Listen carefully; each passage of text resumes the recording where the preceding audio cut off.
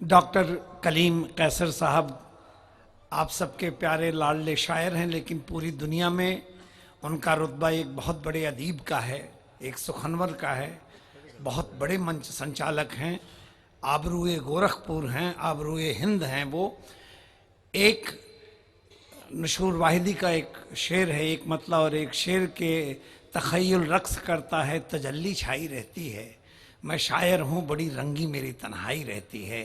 میں چاہتا ہوں کہ زوردار تالیوں سے ڈاکٹر کلیم قیصر صاحب کا میں ایک مطلع ڈکو بھائی ایک مطلع اور ایک شعر پیش کیے دے رہا ہوں، رات بھائی کا حکم ہے، اس لیے میں یہ چاہتا تھا کہ ہمارے مہمانوں کو آپ زیادہ سے زیادہ سنیں۔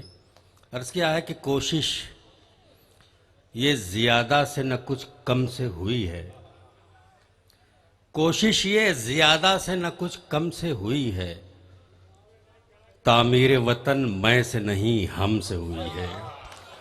کوشش یہ زیادہ سے نہ کچھ کم سے ہوئی ہے، تعمیر وطن میں سے نہیں ہم سے ہوئی ہے، ہر حال میں نسلوں کو بھگتنا ہی پڑے گا، ایک ایسی خطا صاحب عالم سے ہوئی ہے۔ ہر حال میں نسلوں کو بھگتنا ہی پڑے گا، ایک ایسی خطا صاحب عالم سے ہوئی ہے۔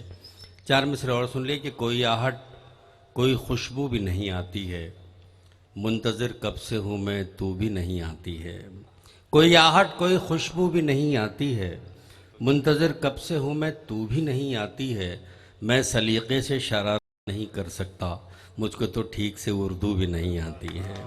میں سلیقے سے شرارت بھی نہیں کر سکتا، مجھ کو تو ٹھیک سے اردو بھی نہیں آتی ہے۔ اپنا شہر ہے، جب جی چاہیں گے ہم سنا لیں گے انشاءاللہ۔ آئیے ہمارے جو مہمان آئے ہیں ہم ان سے کلام پیش کریں۔ راحت بھائی کا حکم تھا، میں نے 2 شعر